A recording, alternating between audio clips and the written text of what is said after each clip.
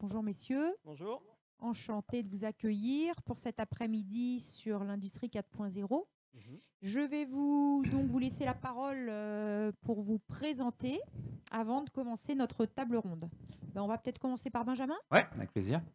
Donc Benjamin Berland, moi je fais partie de la société Sterkelec, donc on est distributeur de matériel technique, donc on propose des solutions complètes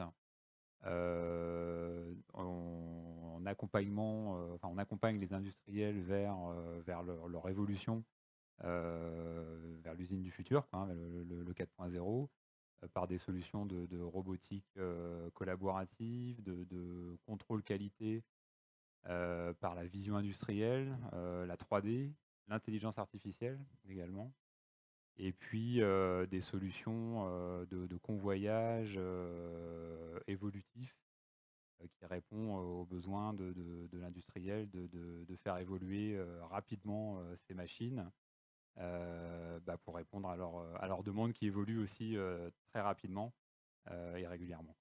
Ok, très Voilà, bien. Donc on est vraiment dans le cœur du sujet. tout à fait. Alors, Christophe Gillot. Oui, nous on fait de la prestation de services en robotique automatisme, robotique traditionnelle, robot industriel, et de la robotique collaborative. On fait également de la vision et on accompagne les entreprises aussi dans leur évolution. Donc voilà, Très bien, merci Christophe. de rien. Et donc Nordine. Bonjour, c'est Nordine Medjeroub. Je suis formateur en robotique depuis à peu près 4 ans à l'UMM Bretagne. Et nous formons justement la main-d'œuvre de Christophe et aussi de certaines usines qui ont besoin d'opérateurs qui connaissent la robotique. Oui, donc Nordine, vous allez bien pouvoir nous expliquer quelle formation va être adaptée à quelle industrie et vers où diriger les jeunes pour leur futur. Tout à fait. On essaie au maximum, on se rend compte de plus en plus que c'est pas parce qu'on sort d'une licence ou d'un diplôme d'ingénieur, on est opérationnel tout de suite en entreprise. Alors, les centres de formation, ils ont cette qualité d'avoir beaucoup de matériel et de faire du pratico-pratique. Oui, On va, tout à fait. on va aller plus dans la technique que dans la théorie. Et donc là, on arrive à des résultats assez satisfaisants. D'accord, très bien. Bon, bah écoutez, je pense que notre table ronde va être fort intéressante. Alors, notre rencontre va s'articuler aujourd'hui autour donc des nouveaux métiers de cette industrie 4.0 et des compétences qui vont être inhérentes à ces nouveaux métiers. Donc, ce que je vous propose, c'est d'aborder 3 thèmes ensemble. Et tout d'abord, les changements justement des modes de production qui sont alliés aux évolutions technologiques. Donc vous trois, chacun dans vos domaines, quel ressenti vous avez eu et comment est-ce que vous vous êtes adapté à cette évolution? Alors je vous laisse prendre la parole à tour de rôle, n'hésitez pas. Benjamin? Ouais, alors nous en tant que distributeur, revendeur de matériel, c'est finalement plus les utilisateurs qui doivent s'adapter aux évolutions technologiques. Et donc ça passe évidemment par de la formation, de l'accompagnement. Mais est-ce que c'est du flux poussé, j'allais dire, ou tiré? Est-ce que vous avez de la demande? Est-ce que c'est vous qui proposez des nouvelles technologies? Ça va dans quel sens? Alors, oui, forcément, on propose des nouvelles technologies pour répondre aux évolutions des besoins. Et forcément, les demandes aussi évoluent hein, tous les jours. Mais on sent bien qu'il faut que les utilisateurs s'adaptent très très vite aux évolutions technologiques, quoi. Oui, et justement, est-ce que vous sentez que cette rapidité d'évolution fait que chez certains de vos clients, ça ne suit pas au niveau... Il y a un manque, que ce soit au niveau opérateur ou technicien, maintenance, méthode, il y a un de personnes décalage. qualifiées. Il y a un décalage ouais, entre l'évolution technologique et la qualification des Ouais. personnes. Alors, Nordine, Ouais. j'imagine que vous, étant donné que vous êtes dans un centre de formation, vous Oui. devez être le maillon, j'allais dire, d'après, où vous avez de la demande de formation en fonction de cette évolution. Tout à fait, et c'est pour ça que nous, on s'attarde aussi avec les fournisseurs, c'est-à-dire qu'avec Benjamin, par exemple, on travaille ensemble. Il me présente son matériel. Quelquefois, ils n'ont pas les compétences pour former. Donc, on va essayer de former. On installe du matériel chez eux ici. On essaie de faire une collaboration pour lui, vendeur. Demain, s'il a une formation applicative, on peut répondre à ce besoin. En étant dans les centres de formation, il faut être au plus près aussi bien des fournisseurs que des intégrateurs. Parce que sinon, on va sortir peut-être des choses hors sujet. On sera peut-être en retard sur l'évolution technique. Oui, donc vous travaillez vraiment main dans la main avec les entreprises, avec les distributeurs, pour justement gagner ce temps précieux que vous n'avez pas toujours, quoi. En fait, ce qui se passe, c'est que si on arrive à réunir un peu toutes ces entités, on arrive à faire une évolution tous ensemble. C'est-à-dire qu'ils vont m'apporter forcément des choses, mais moi aussi. Bien sûr. L'intégrateur aussi. C'est-à-dire que l'intégrateur, à un moment, il a besoin de main-d'œuvre, il veut une main-d'œuvre ciblée. Voilà. Et là, nous, on peut cibler la demande. C'est-à-dire que s'il a besoin d'un gars formé sur tel type de robot, nous, si on a les capacités de le faire, on va le faire.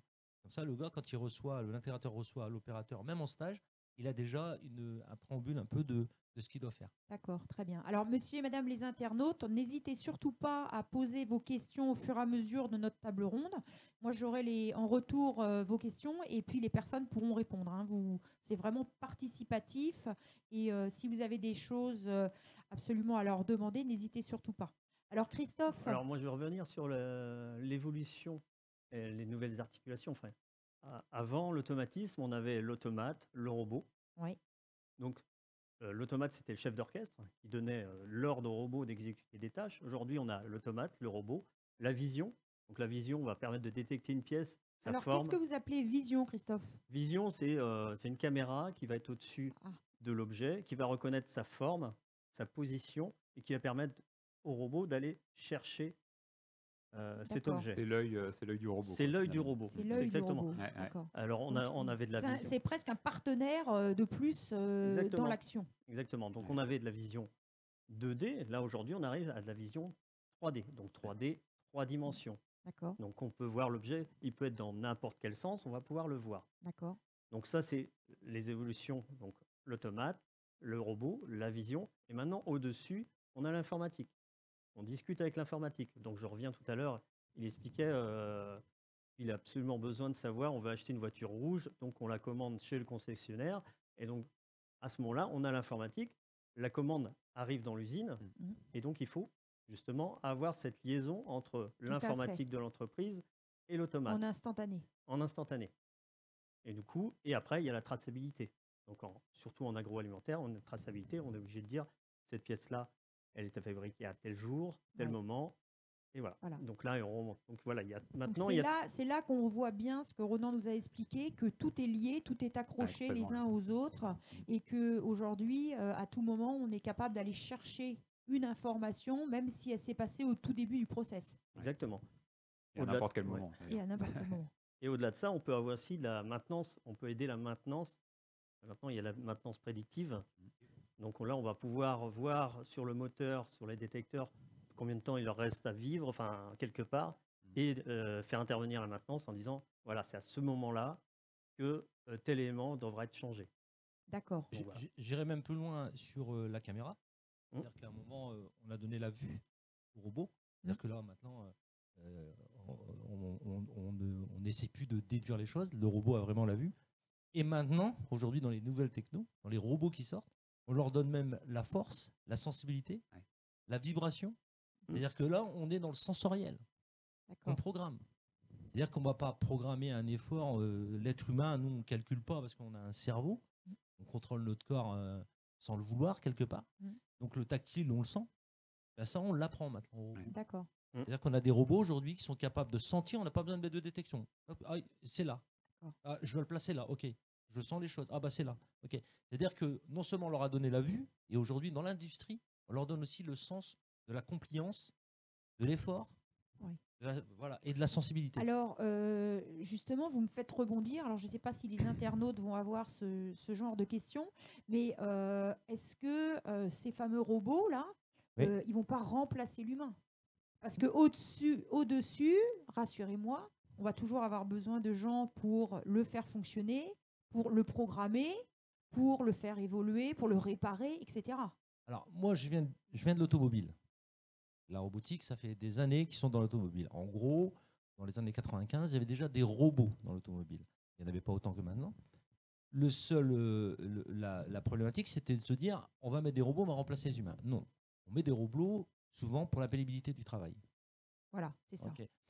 Ensuite, mettre de la techno, bah forcément, on va mettre des nouvelles activités. On va former nos gars autrement. C'est aussi l'ère du 4.0. Aujourd'hui, les industries, elles doivent se moderniser et changer d'état d'esprit. C'est-à-dire qu'il y a 10 ans, 15 ans, on ne se préoccupait pas de mettre une entité environnement. Aujourd'hui, on met une entité environnement dans les entreprises. Donc, on évolue. Donc, il y a de nombreux métiers au-delà de la technique qui vont s'ouvrir et qui vont, on y va encore. Si aujourd'hui, on prend la cybersécurité, le big data, avant, on faisait informaticien. Aujourd'hui, informaticien, ça ne veut pas rien dire. Informaticien, c'est quoi? C'est quoi? Tu fais quoi dans l'informatique? Voilà. Bah, je fais de la cyber, je fais de la sécu, je suis programmateur, je suis roboticien, voilà. Je suis automaticien. Donc, il y a beaucoup plus de métiers. Nordine, vous m'engagez sur notre deuxième point qui, en effet, découle tout à fait de notre discussion. C'est de dire cette industrie 4.0, inévitablement, elle va nous amener à découvrir des nouveaux métiers. Alors, l'exemple, je pense que l'exemple type, c'est vraiment l'informaticien. En effet, aujourd'hui, si vous dites que vous êtes informaticien, ça devient un terme générique, mais ce n'est pas assez précis. Donc, avant, vous étiez informaticien et aujourd'hui, j'imagine que vous êtes informaticien d'une certaine branche. Donc, vous, Benjamin, dans votre métier, qu'est-ce que vous avez vu évoluer dans les métiers et quel métier vous voyez émerger avec cette industrie 4.0? Bah, c'est plus des produits où finalement on va de moins en moins peut-être programmer, mais plus simplement paramétrer les systèmes, que ce soit automates ou robots. Hein. On va simplifier aussi la programmation de ces robots. Donc il faut être très généraliste, je dirais. Ouais. Et du coup, vous, au sein de votre entreprise, les personnes avec lesquelles vous évoluez, les salariés de votre entreprise, c'est des gens qui ont quel bagage? Alors nous, on a une partie d'ingénieurs, hein, tous les gens qui viennent, qui sont là en tant que support technique, sont des ingénieurs. D'accord. Et donc des ingénieurs qui vont vraiment s'être spécialisés dans tel ou tel domaine, ou c'est déjà des ingénieurs généralistes? Non, enfin qui sont déjà spécialisés dans un domaine, que ce soit la vision industrielle ou la robotique. Mais il y a déjà eu une spécialisation avant. Ouais. D'accord. Et alors, par rapport à ce que Nordine disait tout à l'heure, votre ingénieur qui arrive en entreprise, alors c'est pas la question, c'est aussi pour Christophe, hein, entre un jeune qui arrive aujourd'hui en entreprise, qui est ingénieur, il a un bagage, par rapport à sa vision de terrain, et avant d'être vraiment opérationnel, comment vous sentez son appréhension par rapport à la vie en entreprise? Est-ce que vous sentez que la formation aujourd'hui est pratico-pratique, si je peux dire ça, ou pas? Je pense qu'il peut manquer quand même une phase bah oui, effectivement, de pratique et de découverte du terrain, quoi, voilà. Tout simplement. Ouais. Et chez vous, Christophe? Alors, moi, c'est plutôt l'appréhension des volumes. C'est-à-dire qu'ici, en formation, on a des petits robots, et quand ils arrivent sur site, les robots, ils font des fois 2 mètres, 3 mètres, et c'est là où ça impressionne. Ça impressionne. Mais autrement, non, au niveau de la formation, en général, il y a une phase d'évolution, mais ça, en général, ça se passe pas trop mal, l'arrivée dans l'entreprise. D'accord. Alors, vous avez quel type de diplômé? Alors, j'ai des Bac plus 2, Bac plus 3 et ingénieur. D'accord. Donc, plutôt spécialisé robotique, électronique? Robotique, automatisme. Robotique et automatisme. D'accord. Mais j'ai même aussi, Nordine. Voilà. Donc j'ai aussi une fille qui est une salariée qui était responsable d'un magasin de vêtements.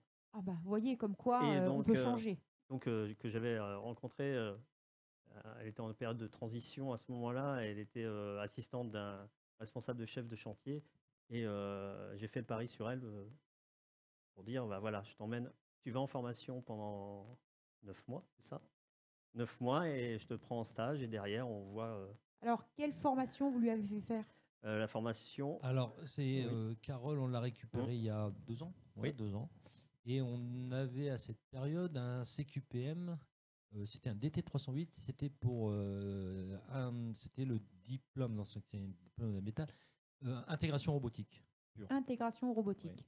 Et donc, elle a fait 9 mois. Et dans les 9 mois, elle a à peu près 2 mois en entreprise. Et là, elle a fait un petit voyage en même temps. Donc, c'est quelqu'un qui venait du prêt-à-porter. Donc, elle n'avait rien à voir Aucune- avec rien. l'industrie. Aucune base. Elle débarquait. Démarqué. Alors, Comme quoi, tout est possible. dans la formation robotique aujourd'hui, en tout cas, on a assez d'outils en formation. On a des gens qui viennent pas du tout du métier et qui deviennent roboticiens ou automaticiens parce qu'il faut savoir que pendant 9 mois, ils vont faire que ça. Oui. Alors, ce que je trouve formidable dans ce que vous dites là, c'est que 9 mois, c'est rien. C'est rien du tout. C'est C'est rien rien. du tout. Donc aujourd'hui, c'est intéressant par rapport à nos internautes de dire si vous êtes sur une voie qui n'a rien à voir avec l'industrie, n'hésitez pas si c'est Tout à fait. une appétence du technique pour venir vous former parce qu'en 9 mois, vous changez complètement de domaine. Ah, complètement. Et après, forcément, on a un accompagnement. Donc, Christophe, je le connaissais assez bien. Donc, ça permet quoi? De connaître les industriels qui reçoivent nos apprenants. Ça fait qu'il y a une vraie connexion Bien sûr. et on suit l'évolution tous les deux. Vous avez Et un donc, retour Un retour de votre formation voilà, si elle est adaptée, adapté. S'il y a des. s'il y a besoin On s'en parle. Hein. d'approfondir. Et là, il a un ingénieur chez lui et il est en formation avec moi. Très Donc bien. là, à chaque fois, on s'en parle, même que ce soit dans le management, que ce soit dans la technique, on s'attarde sur l'individu. Et c'est pour ça qu'on essaie, on ne fait pas du chiffre de formation dans ce genre de formation, mais c'est surtout de la qualité. Oui. Donc voilà. Tout à fait. Ouais. Alors, autre question qui me vient à l'esprit, est-ce que vous avez du mal à recruter? Ou est-ce que vous trouvez assez facilement des profils? Alors, dans notre société, ça peut aller à part vraiment sur des postes très spécifiques. Par contre, ce qu'on constate, c'est chez nos clients, que ce soit intégrateurs ou industriels, où là, clairement, il y a un manque Il y a un manque profond? Ah oui, oui. Roboticien ou informatique industrielle, là, il y a un gros manque. Hein. D'accord. Et alors, comment vous l'expliquez? Est-ce qu'il y a un manque de communication? Est-ce que les gens n'osent pas? Ont l'impression que c'est quelque chose de compliqué? Ouais, certainement. D'engouement, je ne sais pas, mais de valorisation du métier, quoi, tout simplement. Moi, je viens de formation de maintenance industrielle. La maintenance, ça n'a pas forcément une très bonne image aujourd'hui, quoi, hein, alors que c'est essentiel. C'est essentiel. Et puis, aujourd'hui, on programme des robots, on paramètre tout ce dont on vient de parler, hein, des caméras, c'est passionnant, quoi. Hein. C'est complètement Mais passionnant. en formation, moi, si je parle de ma propre expérience, en DUT maintenance industrielle, j'avais pas trop le feeling de savoir à quoi allait servir un automate alors que ce que je vois tous les jours, c'est clairement passionnant, quoi. Voilà. Alors, est-ce que, Nordine, vous qui faites la formation, est-ce qu'il n'y a pas un décalage entre justement les formations qu'on a ou en IUT ou en école d'ingénieur, où on ne fait pas beaucoup de terrain, qui est vraiment en décalage, en tout cas au niveau image, avec la réalité terrain, qui fait que les jeunes vont pas aller vers cette filière parce qu'en fait, ils ne savent pas ce que c'est? Alors, je ne vais pas faire le tribunal de l'éducation. Dans les IUT et dans les BTS qu'on peut trouver un peu dans la scolarité normale, tout à fait. On a un manque de perfectionnement, simplement. On se rend compte quoi? On fait des diplômes, des titres pro, des titres RSNCP, pas de souci. Et ces titres, on fait du recrutement. On fait des TSA2I, techniciens, automatisme informatique industrielle. Et c'est une formation qui dure à peu près 9 mois. Et quand on voit les profils arriver, on peut se poser la question. Là, sur Lorient, sur 12 personnes, il y a 7 ingénieurs. Ah oui, en effet. Donc, c'est à mettre dans la balance. Qu'est-ce qui se passe? Ils ont dû faire quoi? C'est étonnant. C'est pas 7 ingénieurs qui sont sortis de l'école sans arriver là, c'est 7 ingénieurs qui n'ont pas trouvé de job. Ah oui. et Et qui qui sont viennent revenus. refaire une formation Voilà. Pour se complémentaire. spécialiser. Complémentaire. finalement, ouais. Ok. Donc, ouais, il y a forcément quelque chose, il y a un truc qui est loupé quelque part. Parce que de passer un bac+5, revenir à un titre bac+2, Oui. mais en fait, ils viennent pas chercher le titre, ils viennent chercher la compétence. L'expérience. L'expérience et la compétence. Voilà. C'est ça qu'il faut faire la différence. C'est qu'aujourd'hui, nous, on va essayer de lancer un master et un bac+5 à partir de septembre. La dernière année, il y a à peu près 350 heures pour le perfectionnement. D'accord. C'est-à-dire que si la personne veut se perfectionner en robotique industrielle, il y aura ce qu'il faut pour se perfectionner. D'accord. Aujourd'hui, on sort des ingénieurs qui ont fait bac+5, tout à leur honneur, mais je ne suis pas sûr qu'ils sont toujours prêts à pouvoir être prêts à bosser. Voilà. Le diplôme ne fait pas la compétence. C'est ça. On peut avoir le diplôme et pas la Alors, compétence. est-ce que sur vos formations dont vous parlez, vous travaillez aussi sur de l'alternance ou vos jeunes vont passer un temps en entreprise, puisque a priori, de ce que j'entends, c'est quand même un petit peu ce qui manque. Oui. Alors, si c'est sur des titres pro ou des CQPM, les gens s'engagent à peu près sur 9-12 mois, ça dépend, et ils ont une période d'entreprise qui est à environ 2 mois, quoi. D'accord. Voilà. Et ce qui est bien, c'est que sur les 2 mois, en tout cas sur les SQPM que je faisais, ils partaient 2 mois. D'accord. Okay, et on essayait à chaque fois de voir avec l'entreprise le projet, en fait, pour pas être hors sujet. C'est pas envoyer un gars et lui dire tiens, tu vas dans telle entreprise et il fait pas du tout ce qu'on lui a demandé. D'accord. Donc, Donc en fait, c'est déjà anticipé Oui, au tout à sein ici du pôle formation, avec les entreprises dans lesquelles ils vont atterrir. Et du coup, vous savez aussi ce qu'ils vont rencontrer. Tout à Ce qui fait. est un sacré plus, quoi. Oui. Alors j'imagine que, comme on disait tout à l'heure avec Benjamin, c'est gagnant-gagnant pour les entreprises. Christophe, vous qui en avez fait l'expérience, inévitablement d'avoir ce partenariat main dans la main. Vous savez ce que vous rentrez en entreprise, parce que vous connaissez les compétences. Oui. Et le jeune va trouver chez vous vraiment l'expérience pour le faire monter en compétences. Oui, du coup, là, je pense à certains stagiaires. Alors, j'ai combien de personnes Ah non, deux. Oui, alors justement, moi, on discute aussi ensemble avec Nordine pour savoir mes besoins aussi. Bien sûr. Donc, je dis, bah tiens, on pourrait peut-être, la formation, elle pourrait peut-être évoluer vers ça parce que maintenant, on arrive à ce genre de choses. Et du coup, quand je reçois les stagiaires, du coup, j'essaye d'adapter aussi les projets. Bon, c'est pas toujours simple parce que le projet arrive au bon moment. Bien sûr. Ouais. Donc, mais voilà quoi. Donc, d'accord. Et est-ce que du coup, ce partenariat, Nordine, vous l'avez avec Christophe, vous l'avez, j'imagine, avec aussi d'autres structures.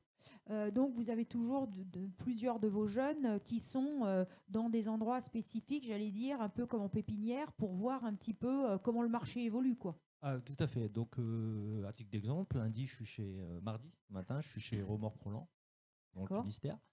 J'ai un apprenant là-bas. On doit faire un point un peu sur justement le diplôme qu'il doit passer. Et je le fais avec l'apprenant et l'entreprise. Voilà, très bien.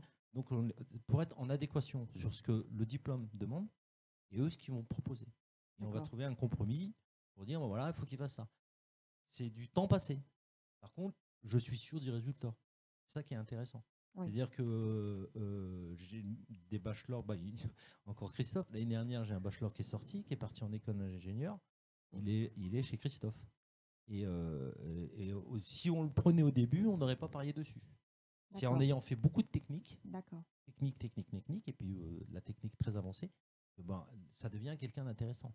Donc tout le monde peut y accéder. Oui. En fait, il faut s'agir vraiment de s'y mettre et puis le vouloir. Oui. Et puis là, à partir de là. Ce qui est, je trouve, fort intéressant, c'est qu'aujourd'hui, notre webinaire, il s'intitule L'humain au cœur de la transformation. Oui. Et quand on vous entend, c'est quand même fort agréable de mettre l'humain au cœur de cette discussion et de voir que finalement, l'évolution technique, c'est une chose, mais que l'humain, même si on parle de technique et de robots, il est primordial. Tout à fait. On ne pourra pas faire sur l'humain. Il y a peut-être des usines qui tournent avec beaucoup de robots, mais il y a l'entretien à faire, la programmation, le suivi, tout ça aujourd'hui. Et même encore plus que, j'allais dire, le suivi, j'allais dire l'humain dans toute sa personnalité et dans son écoute, et de comprendre aussi vers quoi ont envie d'aller les jeunes, vers quoi ont envie d'aller vos salariés, vers quelle évolution. Et j'imagine que quand cette discussion est faite de façon bienveillante, bah, vous pouvez avoir des progressions qui sont énormes. Vous voyez, je pense à cette jeune femme qui était responsable de magasin de textile et qui aujourd'hui fait de la programmation. Exactement. Elle a fait au début, elle faisait que de la trajectoire. Alors, il y a de la programmation en robotique, il y a de la trajectoire. D'accord. Donc, en robotique, si on fait de la trajectoire, c'est de l'apprentissage de points dans l'espace. Donc, on bouge le robot, j'apprends, j'enregistre. Et après, elle est arrivée à la programmation. Donc là, elle s'est formée. Elle avait déjà une bonne base, mais derrière, elle s'est reformée à faire de la programmation. Et alors, elle est chez vous depuis combien de temps, Christophe? Ça fait 2 ans. 2 ans. Ouais, avec 3 ans, oui. Ouais. Et donc, vous avez vu son évolution se faire de façon... J'ai pas quel en j'en ai 2 autres qui sont aussi un peu atypiques. J'ai un ingénieur en aéronautique qui, lui, l'aéronautique se portait mal. Et puis, je lui ai proposé d'aller vers cette formation-là. Et ça matche bien. Ça se passe bien, ouais. Et j'ai aussi un mécanicien aéronautique. D'accord. Et là, il cartonne. Il est vachement bien. Il est très bien dans la formation. Donc voilà. Donc moi, je vois, il y a une question là sur le recrutement. Mais moi, j'ai pas de problème de recrutement quelque part. Pour oui, Christophe, vous nous avez pas dit si vous aviez des problèmes de recrutement. Non, parce que alors, quand j'ai des besoins quelque part. Alors, est-ce que j'allais dire, en vous entendant, est-ce que vous n'avez pas de problème parce que vous êtes aussi ouvert au changement? Vous êtes capable d'aller vers des jeunes qui viennent d'ailleurs, d'autres horizons, et vous n'êtes pas cloisonné dans vos attentes. Ouais, je pense. Il ne va pas se le dire, mais c'est normal. Donc, je vois la question là. Je pense qu'il est ouvert. Vous dites que vous n'avez pas de mal de recrutement. Il s'agit plutôt de quel niveau, ingénieur ou bac+2, et de quel métier s'agit-il? Ça, c'était Benjamin qui disait que chez ses clients, il y avait quelquefois des problèmes de recrutement. Ouais, alors, c'est quel niveau recherche-t-il et quel domaine? Moi, j'évaluerais ça au niveau bac+2, bac+3 et vraiment, principalement robotique. Hein, c'est vraiment ça que. Ça fait. Aujourd'hui, quelqu'un qui a un bagage en robotique, en automatisme, il a de l'or dans les mains. Hein. Il trouve du travail très facilement où il veut, quand il veut. Quoi. Oui, Christophe. La problématique de la compétence, c'est la définition latine de la compétence. Les anglo-saxons disent que la compétence, c'est l'adaptabilité. Oui. Et la compétence, chez nous, c'est être compétent dans quelque chose. Mais si on fonctionne autrement, il n'y a pas de problème pour changer de voie. Complètement. Tout à fait. C'est pour ça que je vous disais que c'est parce que vous êtes très ouvert justement à ce changement. Alors aujourd'hui, par rapport aux questions qu'on voit là de Chloé, quand vous dites que vous avez du mal à recruter, il s'agit plutôt de quel niveau? Je ne sais pas si c'est un problème de niveau ou d'adaptabilité. De compétences. Et de compétences. Il a bien résumé en disant il faut savoir s'adapter. Nous, on apprend en tout cas, en robotique, vu l'évolution. Oui. Il faut voir comment ça avance. Aujourd'hui, les constructeurs, quand ils mettent un système, ça change pratiquement tous les ans. Il y a un truc nouveau, il y a un nouveau langage. Là, on est dans l'intelligence artificielle. On envoyait ça de loin. Aujourd'hui, les caméras, j'ai été chez Benjamin, il y a même pas un mois, il m'a présenté une caméra avec l'intelligence artificielle. Voilà, mais il y a un mois, c'est pas vieux. Donc aujourd'hui, si on prend il y a un an, on faisait de la formation vision. Ouais. Aujourd'hui, maintenant, même dans la vision, on va lui apprendre à réfléchir. Voilà. Ouais, donc ça va, comme disait Benjamin au tout début, ça va très très vite. Quoi. Très vite. Ouais. Donc, dans la formation, il faut apprendre à nos jeunes à s'adapter. C'est-à-dire, il faut leur donner la vraie compétence de s'adapter au process ou au matériel qui arrive. Oui. Et ça, c'est une autre façon de former, et peut-être avec une approche plus philosophique de la chose. Pas s'attarder sur un constructeur, mais se dire, demain, si tu as tel constructeur qui fait une évolution, c'est à toi de t'adapter. C'est toi d'aller chercher les ressources, de poser les choses, d'avoir de la méthode. Ça, c'est quelque chose. Oui, puis ce que j'entends aussi derrière ce que vous dites, c'est aussi de se tourner vers vos clients et des entreprises qui font la même chose que vous, de pousser aussi les gens à aller se former. en permanence. Parce Tout à fait. qu'avec cette évolution qui va très très vite, bah, ça change vite. Et donc, si la formation ne suit pas, bah, vous allez vite être dépassé.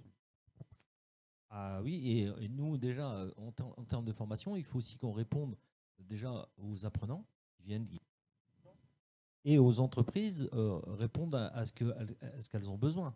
On ne va pas faire de la formation pour faire de la formation. Si on fait des Exactement. formations et que ça ne sert à rien, c'est quoi le but? Exactement. Voilà. Alors, regardez la question de Valérie. Est-ce que vous pourriez y répondre? En amont des entrées en formation, les potentiels des personnes qui souhaitent rentrer dans les formations sont-ils évalués? C'est-à-dire les capacités cognitives pour suivre les formations. Comment comment sont-elles évaluées avant de rentrer en formation? Alors, il y a plusieurs tests. Il y a déjà le premier, c'est un entretien individuel, D'accord. souvent avec une commerciale qui connaît les attendus. Ensuite, c'est un premier bilan qui est fait. Et qu'est-ce Bon. qu'on attend, Nordine, de cet entretien-là? On attend que la personne justement réponde à ses capacités cognitives. C'est-à-dire que la commerciale qui va la recevoir n'est pas technique. Parfait. Donc on elle- on va pas la piéger Non, sur non, le non, côté non, non, non, technique. non, pas du tout. Par contre, elle va poser des questions sur sa disponibilité. Est-ce qu'elle comprend? Elle sait parler français, machin, machin. C'est écrire tout. Voilà. Voilà. On a tous les éléments. Une fois qu'on a tous les éléments, à partir de là, on va lancer un test. C'est-à-dire D'accord. qu'on va lancer un test dans tous les domaines. C'est-à-dire que ce soit dans la mécanique, l'électricité. Une fois qu'on a ce test, c'est que la personne elle vaut le coup, on n'est pas là pour juger. On est juste là pour remettre des gens dans le boulot. Donc, il faut, si quelqu'un est mauvais en mécanique, machin, bon voilà. Moi, je le reçois à la fin, parce que c'est D'accord. moi le formateur. J'ai pris des gens prêts à porter. Bah oui. J'aurais pu dire non. Dire, bah non. Oui, Et vous non. avez senti l'envie. Voilà, l'envie. Et lors de l'entretien, c'est de dire attention, tu as envie, tu vas bosser, on va t'aider, mais il va falloir, dans les 9 mois qui arrivent, ou les 1 an qui arrivent, il faut que tu te donnes les moyens. Et là, il y a une partie management de proximité, on va dire entre guillemets, Bien sûr. d'accompagnement, D'accompagnement surtout. Oui. et surtout de ne pas lâcher l'affaire. Oui. Et alors, ça ne réussit pas à tous les fois, mais dans la plupart des cas, en tout cas dans les bachelors ou les CQM qu'on a pu faire avant sur la robotique, ça marche très bien. Là, j'ai un groupe de bachelors, je peux les laisser en autonomie. Ils ont D'accord. compris, ça y est, on est en milieu d'année, c'est-à-dire que je peux donner un sujet, m'occuper d'autre chose, ils vont pouvoir. Ils vont travailler. Ouais, ils ont attrapé cette compétence de développement. D'accord. Ok. Ben, j'espère, Valérie, qu'on a répondu à votre question. Est-ce qu'il y a d'autres questions? N'hésitez pas à continuer d'en envoyer. Alors, ce sont des tests de connaissances en mécanique, mais des tests d'évaluation des capacités à raisonner Oui, c'est des pour suivre un niveau de formation sont-ils ajoutés? Oui, c'est des tests généraux, c'est-à-dire qu'il y a aussi des tests psychologiques. On a Oui, des tests, c'est- voilà, c'est les tests D'accord. de Donc, c'est des c'est préambules. hein, le de- savoir-être, le Voilà, savoir-faire et oui, le tout à savoir. fait. Alors, Ok. ça, moi, alors personnellement, je réponds, je m'en occupe pas. Oui, d'accord. On fait même des QCM d'entrée, hein, c'est-à-dire on fait un QCM et on répond, on fait un peu des arbres, savoir ses capacités cognitives, ton truc d'adaptabilité, voilà. C'est pas moi qui s'en occupe. Mais en tout cas, c'est un dossier qui est très bien rempli. D'accord. Les personnes qui font ce travail le font très bien. Ils sont formés pour le faire. Donc là, je leur fais entièrement confiance. Et c'est pas des gens qui donnent un jugement, c'est-à-dire qu'ils sont pas là pour dire cette personne vaut le coup ou cette personne vaut pas le coup. Non. Elle tout fait à un fait. état de fait. Oui. Et à Par partir de- rapport aux tests et aux Voilà. résultats des tests. Et c'est nous, formateurs, qui sont à Qui même pro- de répondre. Parce D'accord. que nous, on va vivre avec eux pendant 9 voire 1 an. Voilà. Donc c'est à nous quand même d'avoir l'œil et de dire, bah oui, cette personne ou pas. On peut se tromper. Mais souvent, avec l'expérience, on sait où on va. Et Benjamin, vous travaillez aussi avec du fonctionnement de stagiaires ou d'alternants, ou vous travaillez seulement avec Des apprentis, ouais. Oui, des apprentis, d'accord. Donc, en sortie d'école d'ingénieur, enfin en cours de formation d'école d'ingénieur, principalement sur le métier de la vision industrielle. Donc, D'accord. c'est D'accord. des gens à qui on fait faire des essais en laboratoire dans un premier temps, hein, pour calibrer la caméra, les éclairages. Enfin. D'accord. Et cet apprentissage, c'est sur une durée de combien de temps? 1 an. 1 an. 1 an souvent en D'accord. alternance. Et qu'on envoie sur le terrain après pour faire de la mise en service. Chez Et les clients, j'imagine que le but de cette opération-là, c'est de garder les personnes ensuite, bah, la une plupart fois de que vous l'é- les avez formées. Ouais, Quoi. tout à fait. Ouais. La plupart de notre équipe d'ingénieurs sort enfin, on sont passés par cette alternance. Ouais. Par cette Mm, mm. alternance. D'accord. Tout à fait. Ouais, je voulais reparler de la vision. Moi, j'utilise mon expérience en photo pour travailler sur la vision. Oui. Et ça, c'est très Cette approche, important. ouais. Mm, mm. Ouais, donc, il y a une approche. De toute façon, on travaille avec les Ouais. mêmes lentilles et c'est Les important de. problématiques d'éclairage. Oui, l'éclairage, c'est encore complètement un lié, autre ouais. métier. L'éclairage, c'est très. Le spectre, c'est Tout à un fait. métier à part entière, la vision. D'accord. Mm. Donc vous avez vraiment tout un panel de métiers, c'est ce qu'on disait. Hein, Mm. Ces nouveaux métiers, c'est devenu quand même extrêmement spécifique. Quoi. Mhm. Aujourd'hui, on est ingénieur, mais il va falloir se former sur un domaine bien particulier en fonction de l'entreprise dans laquelle on va rentrer. Exactement. Donc là, en D'accord. l'occurrence, on va se former sur l'éclairage, les lentilles, les objectifs, et exactement aussi sur les matières environnantes Ouais, qui vont ouais. réfléchir la lumière. Donc c'est un métier. Ouais, il y a tout un tas de critères à prendre Oui. en compte. Ouais. Et encore une fois, si on revient sur la vision, il y a quelques années, il y avait un gars sur la vision. Un gars, bon, c'est toi qui fais la vision. On prend une boîte comme Canon qui est à côté, il y a Ouais. un expert vision. Aujourd'hui, la vision, intelligence artificielle, les spectres, le 3D, hop, on ouvre des nouveaux métiers. Voilà. C'est-à-dire que sur une vision, vraiment, il y avait un spécialiste vision, comme l'informatique. Aujourd'hui, dans la vision, attends, là, Voilà. j'ai un expert éclairage parce que les spectres, j'arrive pas à faire. Avec le GOF, voilà. À un moment, on va arriver dans la vision avec beaucoup plus de compétences, c'est-à-dire plus de cœur de métier. Aujourd'hui, là, si on prend un mec qui fait la vision, si on lui rajoute l'intelligence artificielle, s'il n'est pas informaticien, il comprend rien. Donc, il va falloir un expert en AI. Voilà. pour, Donc aujourd'hui, on y si a- j'entends ce que vous dites, on a des métiers qui sont transverses. Tout à fait. On ne peut Exactement. plus être seulement informaticien. Ah non. Non. Et oui, et C'est puis ça. tout est lié de toute façon à un moment Voilà, ou à un autre, c'est donc ça. de par l'usine connectée. Hein, donc, Alors, est-ce que également, on a quand même des vieilles images des informaticiens qui étaient derrière leur PC, qui parlaient jamais à personne, hein, et puis qui faisaient du code toute la journée? Aujourd'hui, ça n'existe plus. Parce que les informaticiens, comme vous dites que tout est lié, ils ont une vraie relation avec toutes les strates de l'entreprise, avec tous les domaines de l'entreprise. Donc, c'est aussi des gens qui vont avoir à communiquer, Oui. qui vont avoir à partager, qui vont avoir à échanger des idées.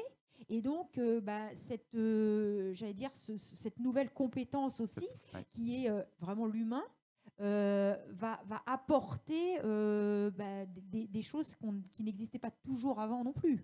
Est-ce que ça, quand je vous disais tout à l'heure que on allait avoir des métiers qui évoluent, est-ce que ça, vous vous en rendez compte aussi dans le profil des candidats que vous avez en formation, ou enfin des jeunes qui arrivent chez vous? Moi, j'irais même plus loin. Oui. C'est plutôt l'inverse qui se passe. Là où on a dit, on voit l'informaticien derrière son PC. C'est pas l'informaticien qui va vers la nouvelle technique, c'est la nouvelle technique. Les gens qui ont cette base de nouvelles techniques qui vont vers l'informatique. L'automaticien, il faisait du comptage ladder. Avant, tu faisais du câblage sur écran. Aujourd'hui, il est parti vers l'informatique. C'est-à-dire que ce métier a évolué vers l'informatique. La robotique, c'est la même chose. On faisait de la trajectoire, on faisait de la programmation assez simple, et bim, on est parti aussi vers l'informatique. C'est-à-dire que c'est plus l'informatique qui va vers c'est le gars qui est obligé d'aller vers l'informatique. Parce qu'aujourd'hui, ce qu'il rencontre, la technologie qu'il rencontre, elle est informatisée. Voilà. Et donc là, effectivement, quelqu'un qui a une base de métier peut se former en plus sur un langage informatique qui est lié. Si aujourd'hui on prend tous les robots, ils ont toute une base informatique. D'accord. Voilà. Donc il faut être roboticien, parce qu'il faut connaître la mécanique, il faut connaître les trajectoires, il faut être un peu aussi automaticien pour faire des programmes d'entrée-sortie. Mais aussi, il faut connaître aussi l'informatique pour savoir comment tout ça travaille. Alors, est-ce que, j'allais dire, est-ce qu'il y a une formation qui est plus adaptée que l'autre? Est-ce qu'on peut commencer par de l'informatique et aller vers la robotique, ou plutôt commencer par de la robotique et se former en informatique? Est-ce qu'il y a quelque chose qui est plus intéressant que l'autre? Ou c'est... Qu'est-ce que vous en pensez? Ça dépend. Ouais. Non, ça dépend.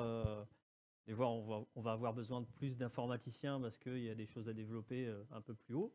Au niveau de l'informatique avec l'automatisme, on se dit, tiens, c'est intéressant ce lien. Mais en dehors de ça, il y a aussi ce qu'on va automatiser qui est important. Oui, Parce que bien sûr. si on fait une station d'épuration, si on fait une station de méthanisation, là on va travailler avec des bactéries, on va travailler avec des choses, on va travailler avec de la mécanique en automobile, et il faut connaître comment réagit la matière, faut connaître Oui, le process, qu'on appelle le d'accord. process. D'accord. Et Donc voilà. j'imagine qu'en fonction des dossiers que vous allez traiter ou des clients où Mhm. vous allez, vous-même, vous allez vous former au Exactement. domaine en fonction de la demande que vous allez avoir. Exactement. Moi, j'avais fait de la station de méthanisation. Bah oui, j'imagine que ça n'a rien à voir avec la mécanique. Non, et puis je tombais sur des gens qui avaient un vocabulaire qui est complètement différent du mien. Voilà. Donc, me parler de bactéries anaérobies. Bah oui. Donc, voilà. Et donc, il faut aussi connaître ces métiers-là. Voilà. Mm. Alors, ce qui est intéressant, Christophe, de ce que vous dites là, à nouveau, c'est de dire, bah, voyez, on s'adapte en fait. Il faut être agile. Ouais. Hein, faut pas se fermer de aucune porte et se dire, on est capable aujourd'hui de se former à tout Mhm. assez rapidement pour pouvoir intervenir dans n'importe quel domaine de l'industrie. Tout à fait. C'est ça? Ouais. À part que c'est pas en sortant d'une formation qu'on est forcément roboticien. Ah ben, Ouais. évidemment. Il y a de la Mais comme ça, le tout le permis. monde en a Mmh. bien Voilà. conscience. Voilà. Il faut aussi après s'entraîner. Exactement. Voilà. Donc c'est plus on va aller dans des sujets, mieux ça sera. Alors, une question de Chloé. Messieurs, comment un opérateur de production peut-il évoluer dans une industrie 4.0? Alors, moi, j'ai un très bon exemple. Donc, c'est vrai qu'on dit beaucoup un des enjeux aussi du 4.0, c'est de remettre l'humain au cœur de l'entreprise. Nous, on a un exemple dans le monde de l'agroalimentaire, hein, où donc une opératrice qui ne faisait que prendre des cartons, enfin des boîtes pour les mettre dans les cartons à longueur de journée. Aujourd'hui, on a robotisé la ligne. Donc, c'est une opératrice qui va paramétrer une caméra parce que la DLC, date limite de consommation, suivant la recette, va être décalée. Donc, elle va venir recaler dans l'image le contrôle. Elle va intervenir sur le robot qui, lui, maintenant, prend les boîtes pour les mettre dans les cartons. Et c'est elle qui va intervenir jusqu'à un certain niveau où après, elle appellera la maintenance. Et en fait, tous ces produits dont on parle sont devenus des outils pour elle, quoi, hein. Et Alors, là, pour moi, par quelle phase cette opératrice est passée pour pouvoir passer de ce métier de mise en carton à cette évolution 4.0? effectivement, par une phase d'accompagnement et de formation à l'utilisation, alors à son niveau d'opérateur, d'opératrice, mais par une formation à l'utilisation des produits. Alors, est-ce que c'est une formation, Benjamin, qui a eu lieu sur place en entreprise ou elle a eu besoin de venir se former au sein d'un organisme de formation comme le pôle formation de l'UMM? Là, c'est une formation utilisateur, Utilisateur. qui s'est faite en Qui interne, est faite par vos services? en interne. En interne. Ouais. D'accord. Mais certainement que on peut aussi la faire monter en compétences en passant par des formations plus. Voilà. plus, Est-ce établi, que, ouais. Christophe, vous, par rapport à la question, là, est-ce que vous avez quelque chose à rajouter? Un opérateur de production peut-il évoluer vers une industrie 4.0? Alors, moi, la production, je ne fais pas de production. Moi, j'intègre donc.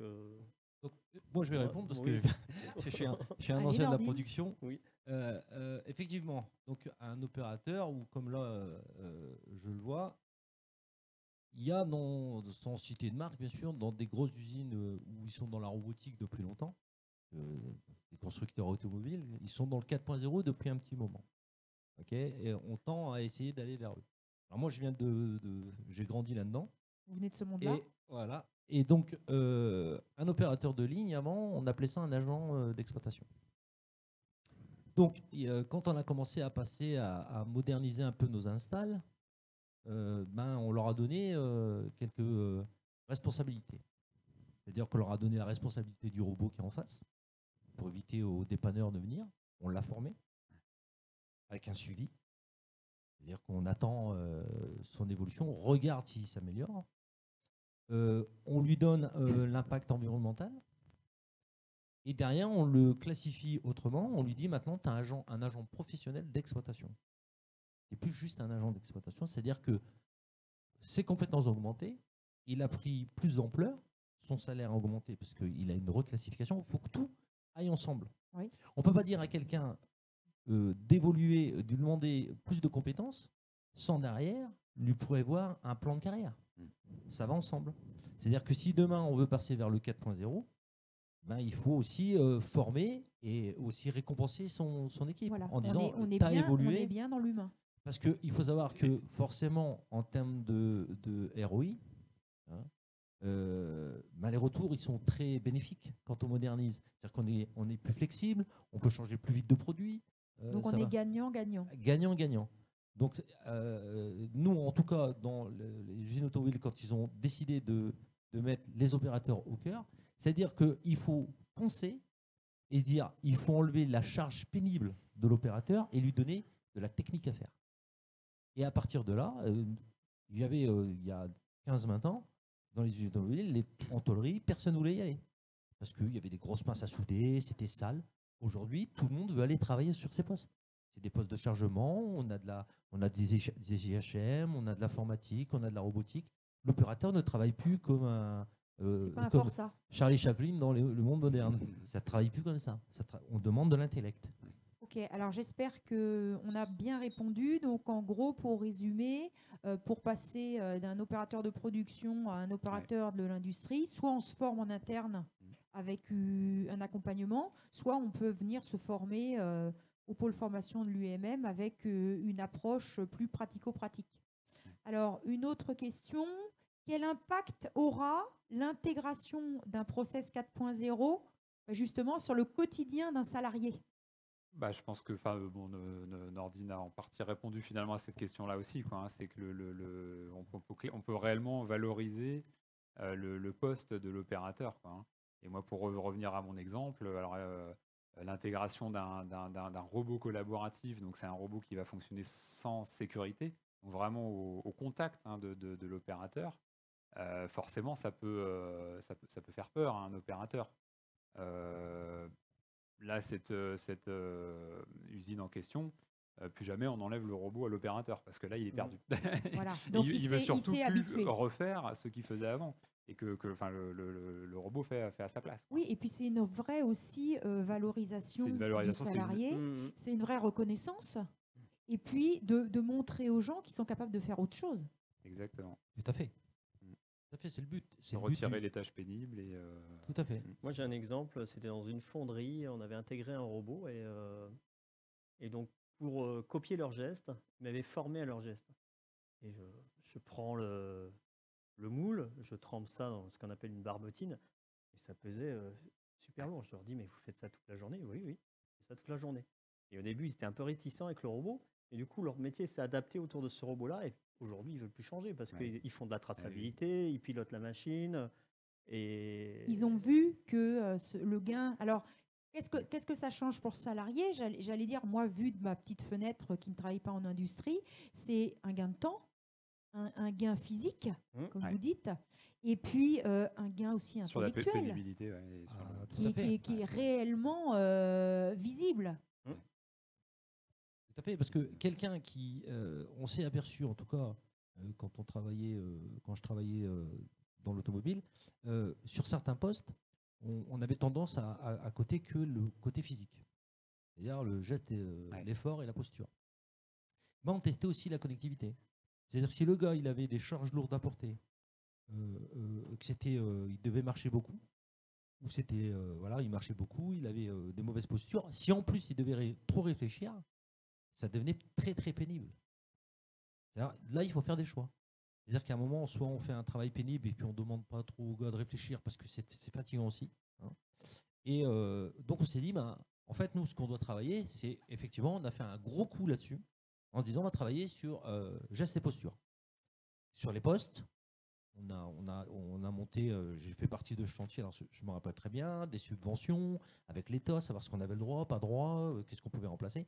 Et on a fait une cartographie complète de tous les postes avec un effort et posture assez haut, on les avait mis en rouge.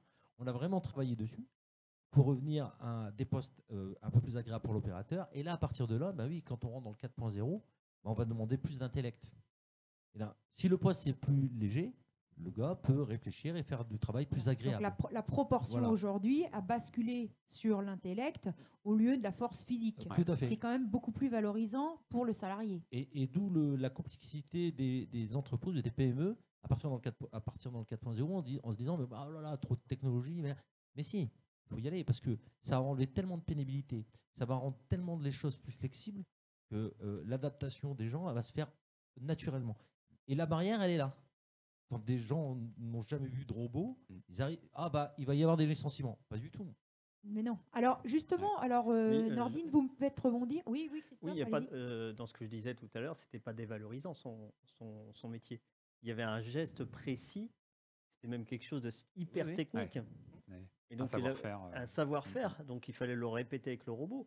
Mais il continuait sur certains produits parce qu'on ne pouvait pas les faire autrement. Mais voilà, il n'y avait pas quelque chose de. Voilà, ce métier-là était technique. Oui, mais tout à il fait. passait à autre chose. Il avait ce métier technique et en plus, on lui rajoutait de la traça et du suivi de production.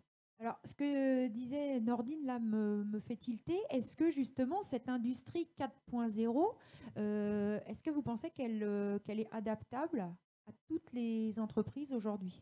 De toutes petites entreprises, alors les grosses évidemment, elles y sont peut-être déjà passées, mais aujourd'hui, est-ce qu'on sent qu'il y a une frilosité de la part des petites entreprises, des PME, de se dire j'y vais pas, ça va me coûter cher, qu'est-ce que ça va m'apporter, est-ce que ça va être rentable? Donc, j'y vais pas, quoi.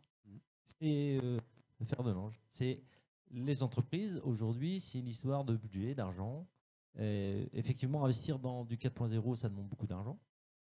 Donc, on a un retour. On a une période qui n'est pas facile en ce moment. Donc, on peut le comprendre. Où il y a une baisse d'activité pour tout le monde. On le sent bien. Et c'est ce pas à franchir.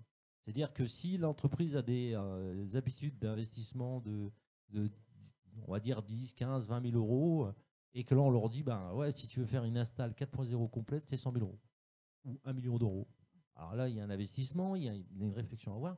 Donc, ça peut faire peur.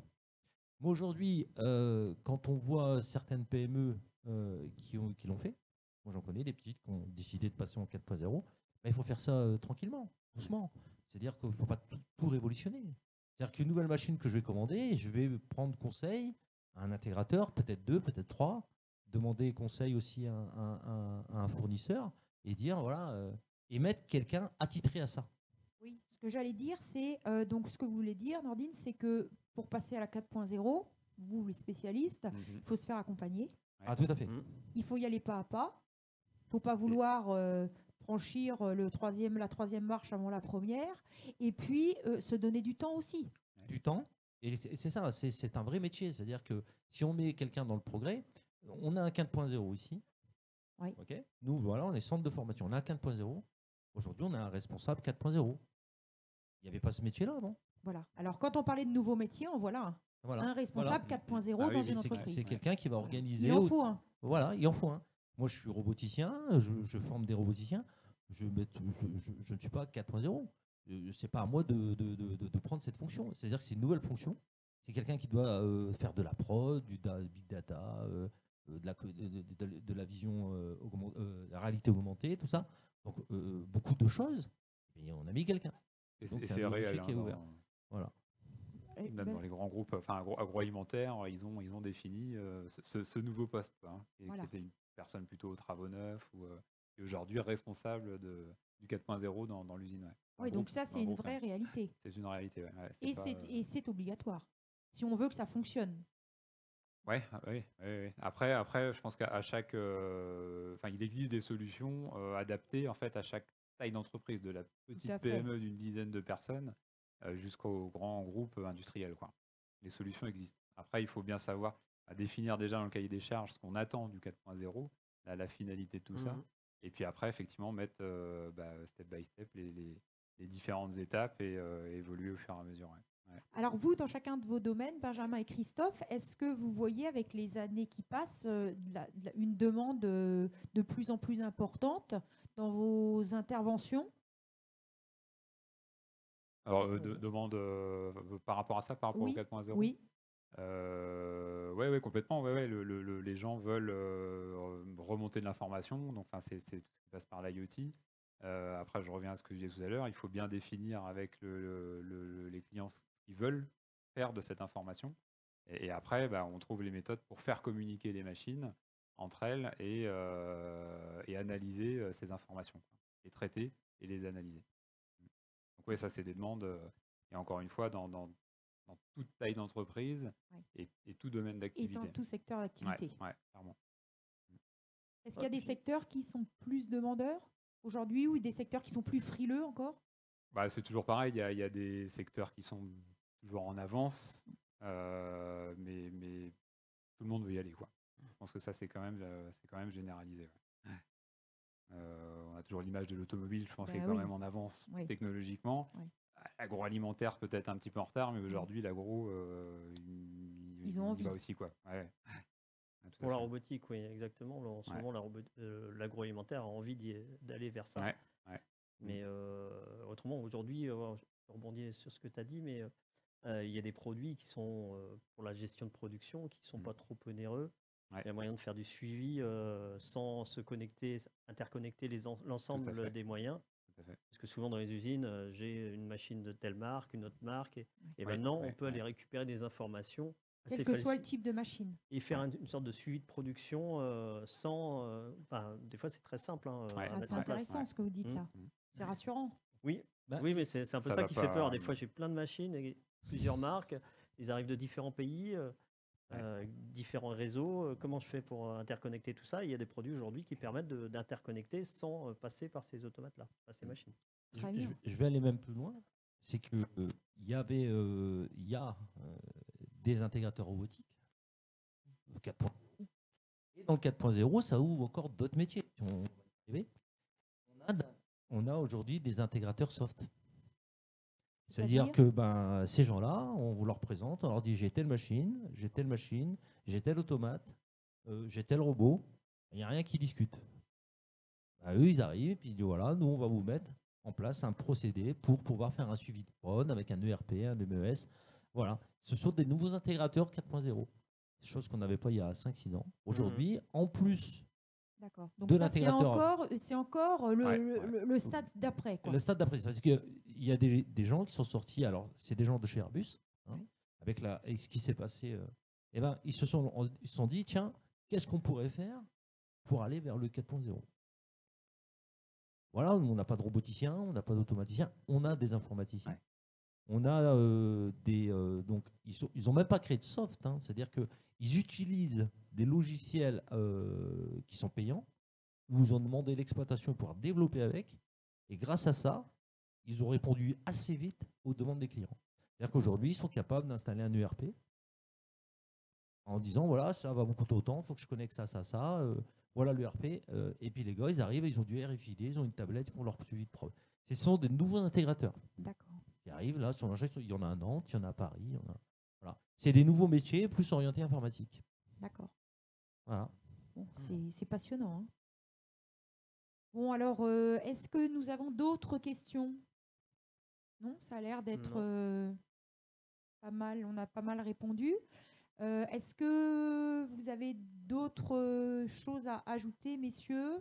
Sinon, je vais vous passer un petit film qui va résumer un petit peu tout ce qu'on s'est dit là aujourd'hui et qui va un petit peu vous montrer ce qui peut être fait au sein ici du pôle formation de l'UEMM en tant que formation et qui va être... c'est un petit film qui est extrêmement bien fait, qui est très pragmatique et dans lequel on va vraiment retrouver tout ce que vous avez eu la gentillesse de nous présenter aujourd'hui.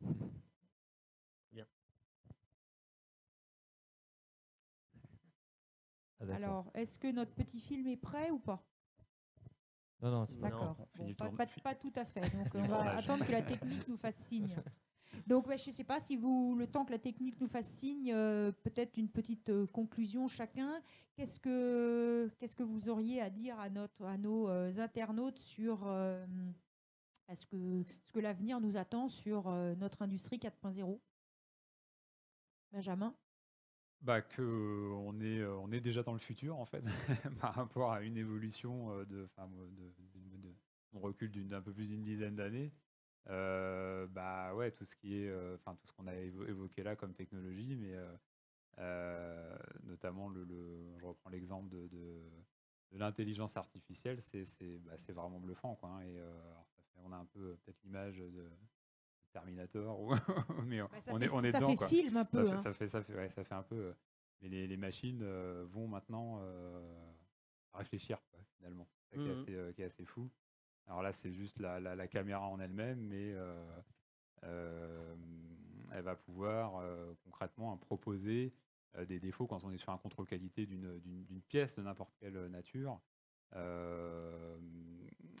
va remplacer vraiment l'œil humain, quoi, et proposer des défauts par elle-même. Après, il faudra quand même, de toute façon, que ce soit un opérateur ou quelqu'un de la qualité ou de la production, pour classifier les défauts D'accord. et Oui, valider, oui. valider ou pas, quoi. Et puis la caméra, ok, elle va aller découvrir un défaut, mais Ouais. il faudra bien l'avoir programmée pour Exactement, découvrir ce exactement, défaut. exactement. Ouais. Ok. Donc il reste l'action humaine dans l'utilisation du produit. Ouais, tout à fait.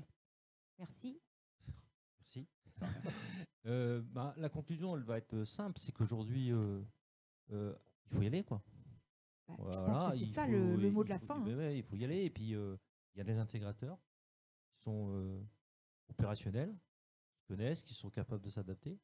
Il y a des constructeurs et on a des fournisseurs à qui on peut demander des conseils. Il ne faut pas hésiter, hein, d'appeler une société ou un revendeur pour avoir des conseils. Ils sont souvent aujourd'hui à l'écoute, connaissent les problématiques d'adaptation. Et puis nous, les centres de formation aussi, on se remet en question, c'est-à-dire qu'on essaie de proposer de plus en plus le matériel qui sort. On essaie de se former dessus, de former les gens.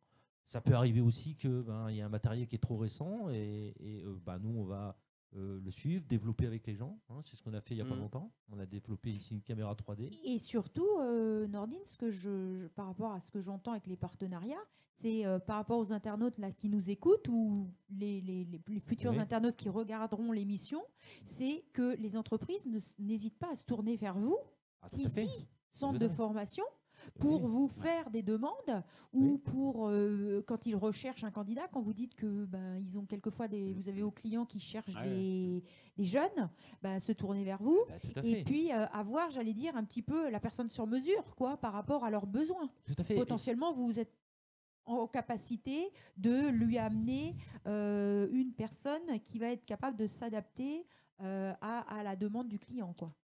Tout à fait. C'est-à-dire qu'on peut, attention, on ne peut pas bousculer complètement une formation complète. Non, bien sûr. Par contre, on a des formations individualisées. S'il y a une compétence à développer, pourquoi pas. Après, il faut, c'est souvent ce qu'on rencontre. Hein, attention, il y a, dans les entreprises, il y a une demande d'un gars qui passe par son chef, qui passe par un autre chef, qui passe par le RH. Déjà là, il a perdu des choses. Oui. Du RH, ça passe chez nous, ça redescend, il y a la personne concernée. Ça, il faut raccourcir, quoi, au maximum. Oui. Quelquefois, c'est bien que le centre de formation voit le gars. On est bien d'accord. Ouais. Il faut aller chercher l'information auprès de la personne. Auprès. Et l'entreprise, c'est la même chose. Elle est en droit de dire, au fait, j'ai appelé une conseillère, et la conseillère, elle peut appeler le formateur qui correspond à la formation. Voilà. En lui disant, attendez, je vais vous mettre en relation. Ici, c'est ce qu'on fait, ça marche très bien. C'est les circuits courts. Voilà. En tout cas, moi, avec les commerciaux avec qui je travaille, on est en adéquation et à chaque fois, on s'en parle. Et s'ils ont une demande, ça redescend et c'est très court. Okay. Donc là, on répond. En tout cas, c'est dans cette démarche-là qu'il faut y aller. Et puis, il faut surtout pas hésiter à demander, que ce soit aux intégrateurs, aux formations, aux centres de formation ou aux fournisseurs. Ok, voilà. Merci Nordine. Mais de rien. Christophe? Alors, aujourd'hui, on est vers la simplification en programmation. Donc aujourd'hui, là, on parle de l'IA, capteur de vision, où il apprend une bonne ou une mauvaise pièce, il apprend tout seul. Mais aussi, dans la programmation, on commence à avoir des choses un peu plus simples. Je ne sais pas s'il y a des parents qui ont des enfants au collège, mais aujourd'hui, il y a certains constructeurs qui utilisent en robotique la méthode Scratch, la programmation Scratch. Et donc maintenant, ce qui est fait au collège, on l'utilise aussi un peu en robotique. Donc voilà, on est en train de simplifier. C'est pas encore au top, mais on y arrive. Le plug and play, c'est pas encore pour tout de suite, mais voilà, on tend vers ça. Donc, c'est ça. Aller vers la simplification aussi pour Mm. donner peut-être aussi, rassurer les gens que vous n'êtes pas un métier qui est inaccessible. Mm. Tout à fait. Alors, je vais rebondir un peu là-dessus avant de finir. Si on prend certaines marques ou constructeurs robotiques, développent un produit et souvent ils essaient de s'affilier avec un groupe ou un gros groupe qui a l'habitude d'utiliser de robots pour développer sa simplicité de programmation. D'accord. Parce que le groupe en question a un standard qui marche bien. On récupère un peu les choses en disant bah, si moi je sors un robot, ton standard, je le modifie, je le fais comme ça et que ça simplifie les choses. Donc on tend effectivement de plus en plus vers la simplification. Voilà. Ok. Aujourd'hui, on fait des exemples sur certains robots collaboratifs. On fait des démonstrations. Une personne lambda, en 10 minutes, elle a fait une trajectoire. Elle est escalée, mais elle est faite. Bon, bah, Voilà. alors là, Mm. formidable. Ça nous donne Voilà. tous envie de venir faire de la Ah bah voilà. robotique. Venez.